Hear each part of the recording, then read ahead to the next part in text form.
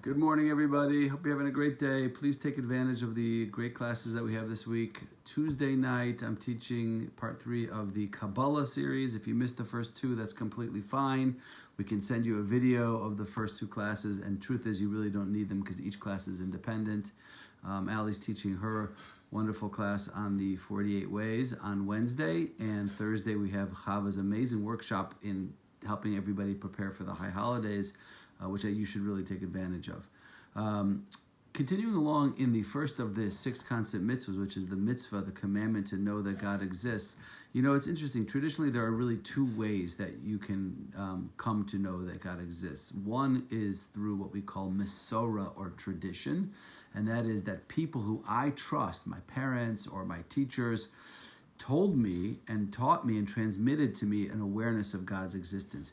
And they also received this awareness from people who they looked up to and who they trusted. And this is called the Mesorah. The other way of having this knowledge is what's called Chakira, which is my own personal investigation into these matters, philosophically, scientifically, however one is able to argue for the existence of a finite, infinite being that brings finite existence into existence. That's called Chakira, that's called investigation. Now, which one is better?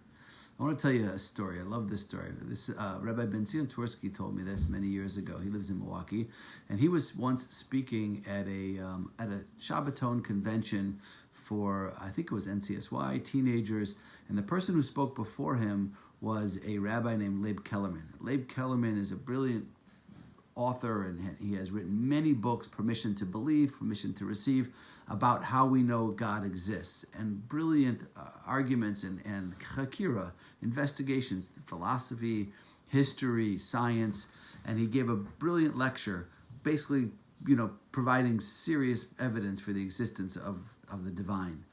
And then after him comes Rabbi Tursky. Now, you may or may not know Rabbi Tursky, but he's an incredible human being, a brilliant scholar, and his father is Rabbi Michal Tursky, a tremendous rabbi. His father was even a bigger rabbi, and so forth. They go all the way back many, many generations, all the way to the founders of the Hasidic movement, great scholars and famous rabbis. So he gets up, and the kids said to him, "Rabbi, we just heard a brilliant lecture. How do we know God exists? How would you explain it? How would you explain God's existence? How do you know God exists?" And he looked at him with a puzzled look and he said, "What do you mean?"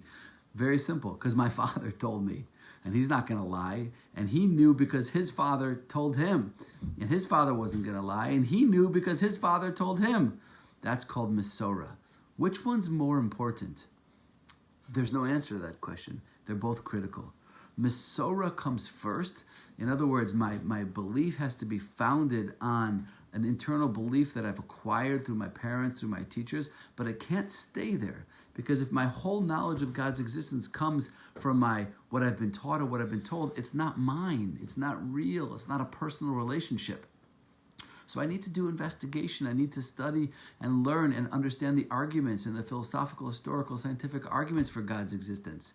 But if my entire faith and belief and knowledge of God is built on that, then I'm in trouble. Because if something changes or science changes or whatever it might be, I'm no longer going to have that fundamental belief. So they're both critical, Mesorah and Chakira.